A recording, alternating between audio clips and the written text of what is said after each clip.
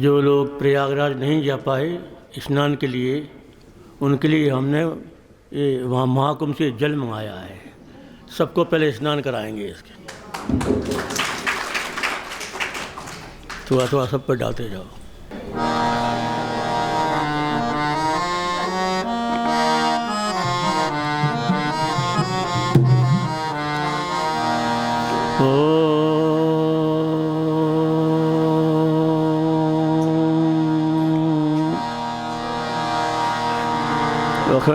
अखण्डमण्डलाकारं व्याप्तमेन चराचरं तत्पदं दर्शितं येन तस्मै श्रीगुरवे नमः।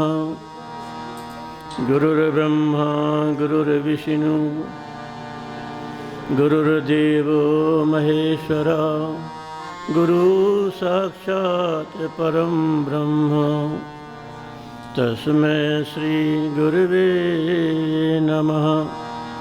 ध्यानमूलं गुरुमूर्ति, पूजामूलं गुरोर्पदं, मन्त्रमूलं गुरोर्वाक्यं, मोक्षमूलं गुरोकृपा, मोक्षमूलं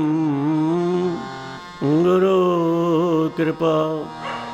भवतापप्रणाशिन्यै आनंद घनमूर्तये, ज्ञानभक्तिप्रदायिन्यै मातस्तुभ्यं नमो नमः। मातस्तुभ्यं नमो नमः।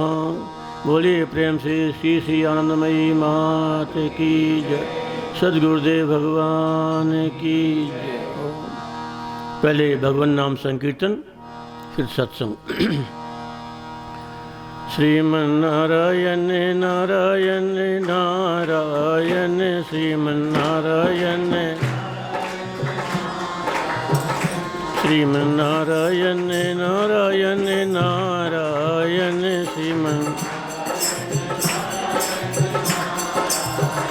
श्रीमन्नारायण नारायण नारायण,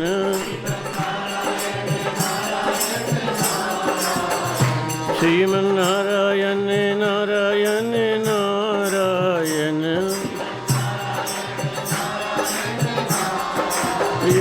श्रीमन्नारायण नारायण नारायण, श्रीमन्नारायण नारायण नारायण,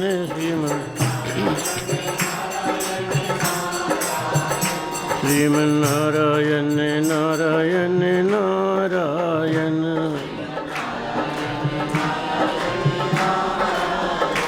श्रीमन्नारायण नारायण नारायण,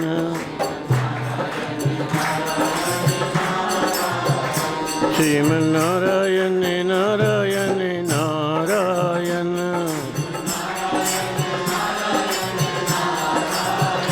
श्रीमन्नारायण नारायण नारायण,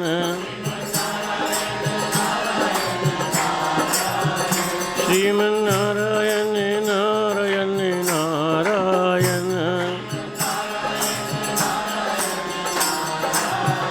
श्रीमन्नारायण नारायण नारायण,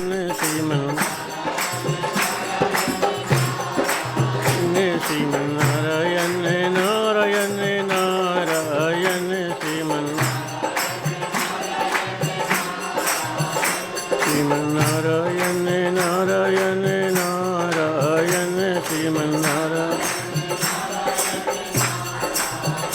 श्रीमन्नारायण नारायण नारायण, बोलिए सच्चिदानंद भगवान की।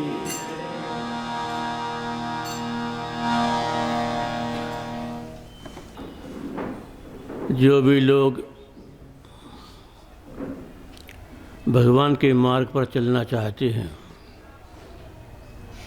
आध्यात्मिक यात्रा का प्रारंभ करना चाहते हैं, उनके लिए एक सबसे महत्वपूर्ण बात है भगवान से संबंध स्थापित करना।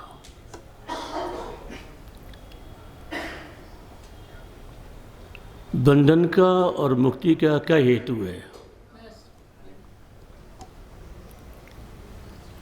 संबंध। यदि हमारा संबंध संसार के साथ है तो हमारा बंधन और मजबूत होगा, और यदि हमारा संबंध भगवान के साथ है तो हमारा मुक्ति का मार्ग प्रशस्त होगा, हम मुक्ति के मार्ग पर चल पड़ेंगे। तो सबसे प्रमुख बात है संबंध स्थापित करना भगवान के साथ। संसार के साथ तुम्हारा कर्तव्य है। भगवान ने तुमको दुनिया में भेजा है अपना कर्तव्य निभाने के लिए। तुमको जो भी एक रिस्पॉन्सिबिलिटी है, ड्यूटी है, दैट यू डू। लेकिन रिलेशन, आत्मिक संबंध, वो केवल भगवान के साथ होना चाहिए। तो हमारी यात्रा का प्रारंभ हुआ। ये एक बात। दूसरी बात जो बहुत महत्वपूर्ण है वो ये कि भगवान के साथ जो संबंध है वो किसका है। संसार में जितने संबंध हैं, माता पिता, भाई बहन, पति पत्नी, बालक, रिश्तेदार, तो सारे संबंध शरीर से होते हैं। लेकिन भगवान के साथ जो संबंध है वो शरीर का संबंध नहीं है, वो जीवात्मा का संबंध है, जीव का संबंध है। और ये संबंध कैसे जोड़ता है? गुरु इसको जोड़ते हैं, केवल गुरु, और कोई उपाय नहीं है। जब कोई दीक्षा लेता है तो दीक्षा का मतलब ये होता है कि गुरु ने तुम्हारे जीव का संबंध भगवान से जोड़ दिया। शरीर का संबंध तुम्हारे संसार के साथ रहा, उसमें कोई बाधा नहीं, लेकिन तुम्हारा जीव का जो संबंध है वो भगवान से जुड़ गया। मैं भगवान का हूँ और भगवान मेरे हैं, बस। तो समझो तुम्हारा एक रास्ता क्लियर हो गया भगवान की तरफ बढ़ने का। मैं भगवान का हूँ, भगवान मेरे हैं। तो यहाँ से तो मैं भगवान का हूँ मतलब जीवात्मा, जीवात्मा ही ये कह रहा है कि मैं भगवान का हूँ और भगवान मेरे हैं, मतलब भगवान का और जीवात्मा का नित्य संबंध है। जो दो लोग जो शिकायत करते हैं कि हमारा भगवान से प्रेम नहीं होता, भगवान के प्रति भाव नहीं होता, उसका कारण ये है कि तुम अभी जीव भाव में ही नहीं गए, शरीर भाव में को पकड़े हुए हो। जिस दिन तुम्हारा शरीर भाव छूट जाएगा और तुम जीव भाव में आ जाओगे, तो जीव भाव से जब भगवान का संबंध होगा तो तुम्हारा प्रेम बढ़ता हुआ चला जाएगा अपने आप, क्योंकि वो नेचुरल फ्लो है। जैसे गंगा जी का फ्लो रहता है समुद्र में, निकलती हैं हिमालय से और निकल जाती हैं समुद्र में, एक स्वाभाविक धारा प्रवाह है। तो ऐसे जो जीवात्मा आया है ये भगवान के यहाँ से आया है और भगवान में इसको विलीन होना है, स्वाभाविक प्रभाव वही है। लेकिन भूल कहाँ हो गई? पहली भूल ये हो गई कि हमने आपको शरीर मान लिया, तो जीवात्मा का जो प्रवाह था स्वाभाविक भगवान की ओर, उसमें बाधा पड़ गई, तो वो तो यहाँ आ गया, रुक गया। शरीर को अपना मान लिया और केवल शरीर को अपना नहीं माना, शरीर के साथ साथ जो भी जुड़े थे उन्हें भी अपना मान लिया, तो वो ब्लॉक बांध बन गया ये। तो अब यदि उसको फिर से स्वाभाविक रूप से जीवात्मा की गति को प्रभावित होने देना है तो तुमको दो काम करने पड़ेंगे। एक तो तुम्हारा तादात्म्य टूटना चाहिए शरीर से कि मैं ये हूँ, मैं ये नहीं हूँ, मैं चैतन्य हूँ। देखो विवाह होता सजातीय में, विजातीय में विवाह नहीं होता। तो भगवान सजाती हैं कि भगवान चेतन है, और यदि हम शरीर बन गए तो हम जड़ बन गए, तो सजातीयता खत्म हो गई। तो भगवान से संबंध जोड़ना तो उनके सजातीय बनो, मतलब अपने आप को चैतन्य स्वरूप समझो। मैं चैतन्य हूँ, दृष्टा हूँ, साक्षी हूँ, मैं जड़ शरीर नहीं हूँ, जड़ मन नहीं हूँ। ये तादात्म्य को तोड़ो। तादाद को तोड़कर जब तुम जीव बनोगे, मतलब चेतन भाव में आओगे, तो तुम्हारा भगवान की ओर प्रवाह प्रारंभ हो जाएगा। अब इसमें बाधा एक ही रहेगी कि जिसको भी तुमने मेरा माना वो खींचेगा तुमको। जहाँ भी तुम्हारा मेरा जुड़ा हुआ है, खाली बंधन में, केवल मैं का नहीं है, मैं अरु मोर तोरते माया, जय बस कीने जीव निकाया। तुलसीदास जी कहते हैं कि माया क्या है? मैं और मेरा, मतलब मैं शरीर को मैं मान लिया और शरीर से जुड़े जितने संबंध उनको मेरा मान लिया, तुम्हारा ये माया ने तुमको जकड़ लिया, बंध गए तुम। तो माया से मुक्त होना है तो शरीर से मैं को हटाओ, और दूसरा जितने संबंध हैं मेरा के, वो मेरा का संबंध संसार से न। ये कुछ खास बातें हैं भगवान से संबंध जोड़ने की, और यहाँ से सच्ची भक्ति का प्रारंभ होता है। भगवान के प्रति या गुरु के प्रति भक्ति का सच्चा प्रारंभ कब होता है? जब जीवात्मा जुड़ता है गुरु से या भगवान से, शरीर नहीं, जीवात्मा। तो ये बात है। अच्छा, तो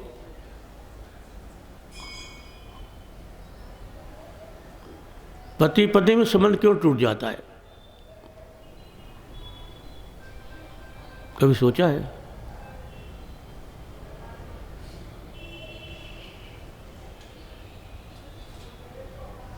संबंध को बांधने वाला जो सूत्र है उसमें गड़बड़ होती है।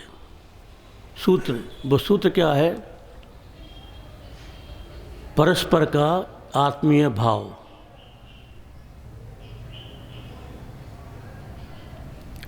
तो इसी प्रकार से जीवात्मा का परमात्मा से संबंध कब टूटता है? जब परमात्मा का स्मरण नहीं रहता। प्रेम की पहचान है सतत स्मरण, चाहे वो संसार का हो और चाहे वो भगवान का हो। माँ अपने बेटे का स्मरण बना रहता है, घर के काम में रहे, लेकिन छोटा बच्चा उसका एक ख्याल वही रहता है बच्चे के ऊपर, काम करते हुए भी। तो इसी प्रकार से संसार में रहते हुए हमको यदि भगवान का सतत स्मरण बना रहेगा तो हमारे संबंध टूटेगा नहीं, भगवान से बड़ा रहेगा स्मरण। और इसीलिए दीक्षा ली जाती है।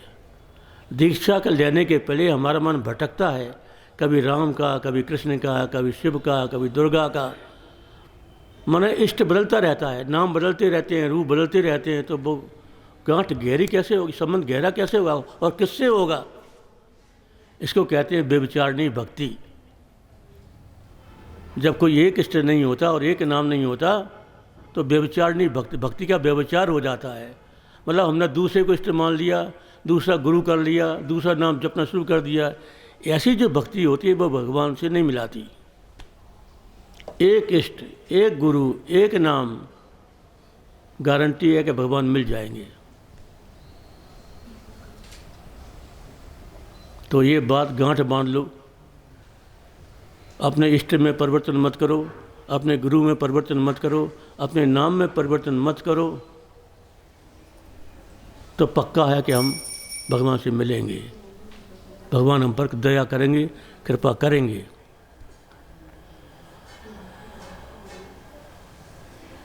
तो ये सारी बातें सब लोग ध्यान रखना। जिनको भी भगवान को पाना है उनके लिए सारी बातें हैं। अब जिनको अपने संसार में ही चलना है तो वो जाने, उनकी गति जाने। लेकिन जिनको भगवान से मिलना है, जिनके जीवन का लक्ष्य भगवान की प्राप्ति है, आत्म साक्षात्कार है, ब्रह्म ज्ञान है, उनके लिए सारी बातें हैं। और उपदेश ही उन्हीं के लिए होता है। तो अपन लोग अब थोड़ा पुनरावृत्ति कर लें। इतने सालों से तुम लोग आते हो, तुमको हमने सबसे पहला जो गुरु के दरबार में सबसे पहला जो उपदेश मिलता है वो ये मिलता है। हमारे गुरु जी कहते थे कि देखो, हमारे और भगवान के मिलने में सबसे जो बड़ी बाधा है वो है 3। एक शरीर का प्रतिबंध, एक वाणी का प्रतिबंध और एक मन का प्रतिबंध। उन्होंने एक दोहा लिखा है, समझ लेना, अर्थ वो सीधा है। चोरी, हिंसा, अरु व्यभिचार, काया के त्रय दोष विचार, ये शरीर के दोष हैं, इनसे बचना चाहिए। वाणी, निंदा, कटुवाद और असत्य, वाणी के त्रय दूषण सत्य, इन तीन से बचना। अब मन के तीन, तृष्णा, द्वेष बुद्धि और क्रोध, त्रिविध दोष ये मन में शोध, ये तीन मन के दोष हैं। शरीर के दोषों से बचो, वाणी के दोषों से बचो और मन के दोषों से बचो। तो गुरु जी कहते हैं, यही प्रकार है नव दूषण त्याग, कर सत्संग खुलेंगे भाग, तुम्हारे भाग खुल जाएंगे। शरीर, वाणी और मन के इन कुल 9 दोषों का त्याग करके जब तुम सत्संग करोगे, तुम्हारे एक ही सत्संग में, एक ही वाणी में तुम्हारी आँख खुल जाएगी, तुमको परमात्मा दिख जाएंगे। तो ये प्रतिबंध दूर होना चाहिए। और एक बात जो हमेशा हम कहते हैं कि दर्पण में अपना मुख देखना हो तो दर्पण के ऊपर कोई पर्दा नहीं होनी चाहिए, दर्पण में कोई धूल नहीं जमा होना चाहिए और दर्पण हिलना नहीं चाहिए। दर्पण हिलेगा तब भी मुख नहीं दिखेगा, धूल होगी तब भी मुख क्लियर नहीं दिखेगा और पर्दा होगा तब तो देखेगा ही नहीं। तो ये 3 हेतु हैं दर्पण में मुख न देखने के। इसी प्रकार भगवान का दर्शन न होने के 3 कारण हैं। एक तो धूल का अर्थ है कर्मों का मैल। हमसे जो जाने अनजाने शरीर से या मन से जो बुरे कर्म हो जाते हैं, तो बुरे कर्मों का वो एक समझो धूल जम गई दर्पण के ऊपर, हमारे मन के ऊपर, तो हमको बाधा बन जाती है। वो आत्मा की अनुभूति में वो धूल बाधा है। तो बुरे कर्मों से बचना। और दर्पण का हिलना, इसका मतलब ये है कि हमारे मन की चंचलता, मुझे ये चाहिए, ऐसा हो जाए, वैसा हो जाए, ये चाहिए, वो चाहिए, ये जो चाहिए चाहिए चाहिए, ये जो बात है, ये तुम्हारे चित्त को चंचल बना कर रखती है। तो वो चित्त रूपी दर्पण स्थिर नहीं हो पाता। तो जो चित्त अस्थिर है उसमें भगवान का प्रतिबिंब कैसे पड़ेगा।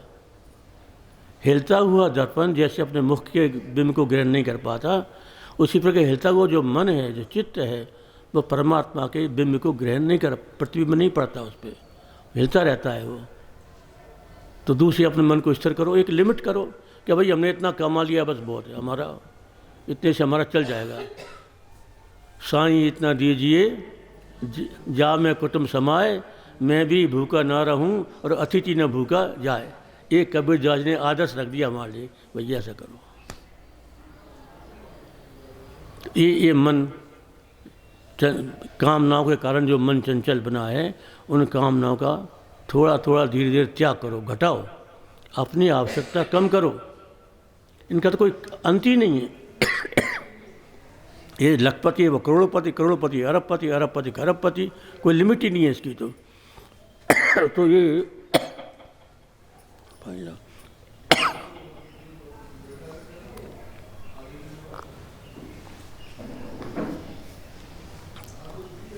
तो दूसरी बात आई। और तीसरी बात है पर्दा। पर्दा है अज्ञान का पर्दा। अपने को नहीं जानना, भगवान को नहीं जानना एक पर्दा है, उसके अगर हम उसको नहीं जानते तो पर्दा दूर होता है सत्संग से। सत्संग के अलावा दूसरा कोई उपाय नहीं है। हमारे कमरे में अंधेरा है, अब अंधेरे में तुम माला जपो तब भी अंधकार दूर नहीं होगा, खूब डंडा घुमाओ इधर उधर तब भी अंधकार दूर नहीं होगा। कैसे होगा? स्विच ऑन करो, स्विच ऑन करोगे एकदम हजारों साल का अंधेरा एक क्षण में दूर हो जाएगा। तो ऐसे जो सत्संग होता है, कर्म की महिमा है, उपासना की महिमा है, लेकिन उनका अपना एक प्रयोजन है। कर्म से चित्त शुद्ध होता है, उपासना से चित्त एकाग्र होता है। ऐसा जो चित्त है जो शुद्ध है और एकाग्र है, उसमें फिर एक ही चीज़ रह गई